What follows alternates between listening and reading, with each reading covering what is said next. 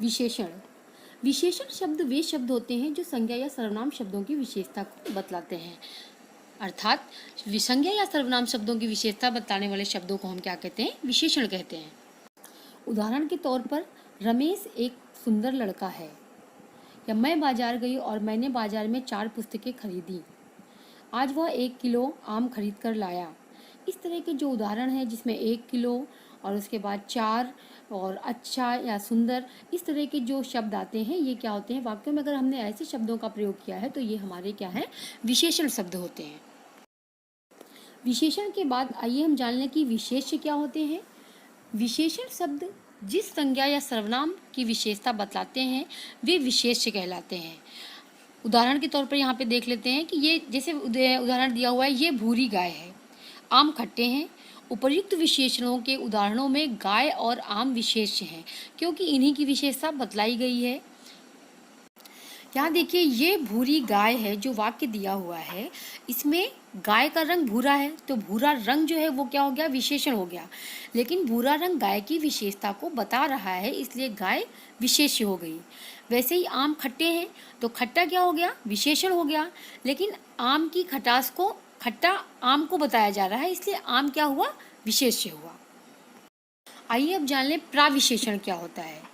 अभी तक हमने पढ़ा विशेषण, विशेष, अब प्राविशेषण।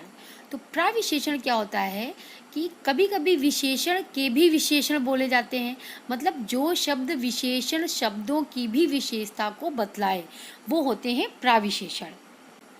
जैसे उदाहरण दिया हुआ है कि ये लड़की बहुत अच्छी है, तो अच्छा क्या हो गया? विशेषण हो गया। लेकिन अच्छाई को और ज़्यादा अच्छाई कौन बता रही है? बहुत शब्द बता रहा है। अर्थात अच्छाई की भी अच्छाई, यानी कि बहुत शब्द जो अच्छे के आगे दिया हुआ है वो क्या हो गया?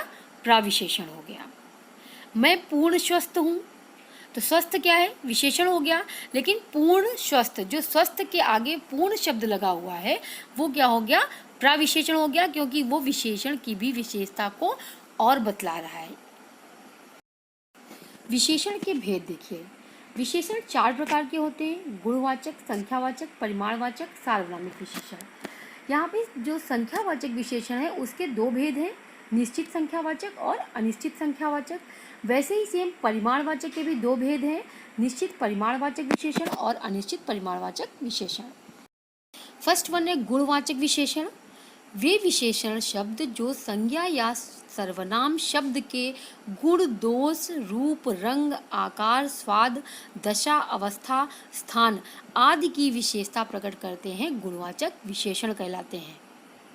उदाहरण के तौर पर यहाँ पर देख लीजिए, जैसे भाव के साथ में क्या बताया गया है कि अच्छा, बुरा, कायर, बलवान, दयालु, ये जो क्वालिटीज़ हैं, ये जो गुण हैं, ये गुणवाचक विशेषण के अंतर्गत आते हैं। लेकिन ये क्या है? हमारे भाव हैं। भाव का मतलब क्या होता है? हमारे अंदर होते हैं ये, इनको हम जबरदस्ती पैदा नहीं कर सकते, नेचुरल चीज़ें हैं ये। जो फीलिंग्स हैं हमारी, जो भाव होती हैं, वो उसके अंतर्गत ये सारे विशेषण आते हैं। काल, काल में जैसे समय, काल का मतलब होता है समय, इससे संबंधित जैसे अगला, पिछला, नया, पुराना इत्यादि। स्थान, स्थान का मतलब हो गया जगह से संबंधित, तो जगह से संबंधित जैसे शहरी, पहाड़ी, पंजाबी, ग्रामीण, जो शहरों के नामों पर हैं ऐसे। और आकार का मतलब हो गया, आकार का मतलब जैसे बेंच का आकार तुम्हारा होता है, किसी की लंबाई होती है, चौड़ाई होती है, किसी का ऊंचा होना होता है, सुंदर, चौड़ा, ये सारी चीज़ें आकार के आधार पर आती हैं। तो ये सारे ही क्या है? हमारे गुणवाचक विशेषण के अंतर्गत आते हैं। तो गुणवाचक विशेषण में केवल हमारे गुण ही नहीं, बल्कि अगर वो दोष है तो वो भी तुम्हारे गुणवाचक विशेषण के अंतर्गत ही आते हैं। सेकंड वन है संख्यावाचक विशेषण। जैसा कि संख्यावाचक विशेषण, उसको पढ़ने के बाद ही हमको पता चल रहा है कि कोई ना कोई संख्या इसका मतलब इसके अंदर है। तो वे विशेषण शब्द जो संज्ञा अथवा सर्वनाम की संख्या का बोध कराएं, अर्थात हमको कोई काउंटेबल अंक मिले, संख्या का बोध कराएं, ऐसे विशेषण क्या होते हैं? विशेषण संख्यावाची विशेषण होते हैं। जैसे 5, 3, 2, 6, 7, ऐसे किसी भी चीज़ के आगे 5 हथौड़े जैसे दे दिए, 3 वसूले या 4 पुस्तकें, ये सारी जहाँ पे संख्याएं आ जाएंगी तो वो संख्यावाचक विशेषण के अंतर्गत आएंगे। संख्यावाचक विशेषण के 2 भेद होते हैं। फर्स्ट वन है निश्चित संख्यावाची विशेषण और सेकंड वन है अनिश्चित संख्यावाचक या संख्यावाची विशेषण। निश्चित संख्यावाची विशेषण के अंतर्गत जब हमको किसी निश्चित संख्या का बोध कराया जाए, अर्थात इसके अंतर्गत हमें किसी निश्चित संख्या का बोध होगा तो वहाँ पर निश्चित संख्यावाची विशेषण होगा। जैसे उदाहरण के तौर पर हम यहाँ पे देख लेते हैं, मेरी कक्षा में 40 छात्र हैं, कमरे में एक पंखा घूम रहा है, डाल पर 2 चिड़िया बैठी हैं, प्रार्थना सभा में 100 लोग उपस्थित हैं। तो यहाँ पे क्या है, हर वाक्य में कोई ना कोई निश्चित संख्या दी हुई है। 40 छात्र जैसे, एक पंखा, 2 चिड़िया और 100 लोग। तो ये निश्चित संख्याएं क्या है, निश्चित संख्यावाची विशेषण का बोध करा रही हैं। अनिश्चित संख्यावाचक विशेषण जो होता है निश्चित संख्यावाचक विशेषण के बिल्कुल विपरीत होता है। उसमें हमने पढ़ा था कि निश्चित संख्या का बोध होगा, वैसे ही ठीक यहाँ पर कोई भी निश्चित संख्या न होकर अनिश्चित संख्या होगी। अर्थात जैसे मैं बाजार गया और मैंने थोड़ी पुस्तकें खरीदी, या मैंने अपने मित्र के घर से कुछ रुपए लेके आए, तो निश्चित कोई संख्या यहाँ पे नहीं पता चल रही है, इसलिए ये अनिश्चित संख्यावाचक विशेषण के अंतर्गत आते हैं। थर्ड वन है परिमाणवाचक विशेषण। परिमाण का मतलब होता है मात्रा। जिन विशेषण शब्दों से किसी वस्तु के माप तौल संबंधी विशेषता का बोध हो अर्थात जानकारी हो, वे परिमाणवाचक विशेषण कहलाते हैं। जैसे उदाहरण के तौर पर शेर का मतलब 1 लीटर से थोड़ा कम होता है, एक या लीटर, भर दूध, तोला भर सोना, थोड़ा पानी, कुछ पानी, सब धन और घी ले आओ। इस तरह से मतलब कुछ क्वांटिटी वाली चीज़ें जहाँ पे तौलने और मापने वाली चीज़ों का हमको बोध हो, वहाँ पे परिमाणवाचक विशेषण होता है। परिमाणवाचक विशेषण के 2 भेद होते हैं, निश्चित परिमाणवाचक विशेषण और अनिश्चित परिमाणवाचक विशेषण। निश्चित परिमाणवाचक विशेषण, जो विशेषण शब्द किसी वस्तु की निश्चित मात्रा अथवा माप तौल का बोध कराएं, वे निश्चित परिमाणवाचक विशेषण कहलाते हैं। जैसे तुमने निश्चित संख्यावाची विशेषण पढ़ा था, वैसे ही सेम परिमाणवाचक विशेषण है, निश्चित परिमाणवाचक विशेषण है।